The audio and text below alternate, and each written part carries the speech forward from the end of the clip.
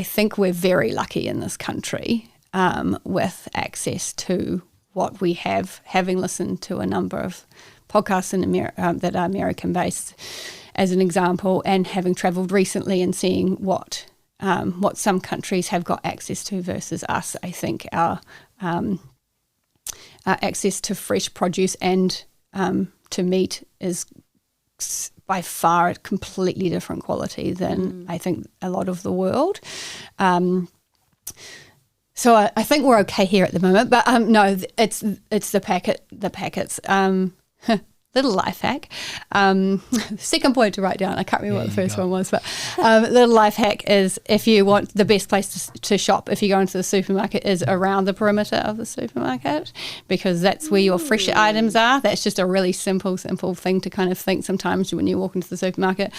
I think it comes down to awareness of what we're eating, and just being across the fact that, yes, it's fresh bread, but maybe pick it up and have a look at the back and just make some decisions on what you're okay with actually consuming.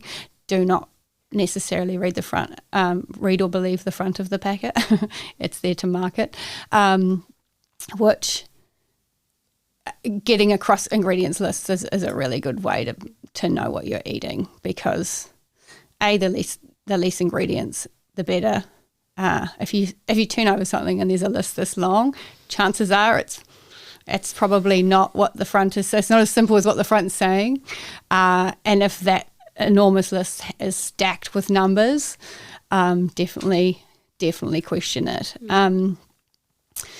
Certainly some things are worse than others, but yeah, it's just that awareness of what's going in, and Google is your friend. I mean, don't become obsessive by it, but I think naturally we know certain things are fresher than other items, but also we want to eat cheese and crackers. So, you're going to buy some crackers, but just maybe check what the crackers are and what's in them, and if it's so far removed from its natural state.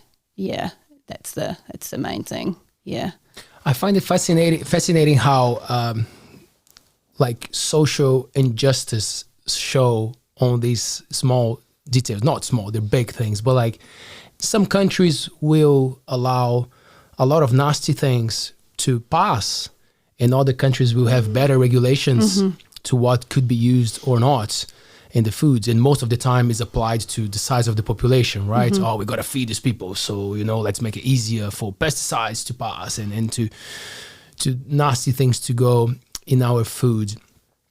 Because we're here in Aotearoa, New Zealand, are there things that we should be paying attention to that you would give as pay attention, those ones you should check, or maybe different bodies, different people would not deal well with some things that are okay to be used in New Zealand? Particular foods or particular?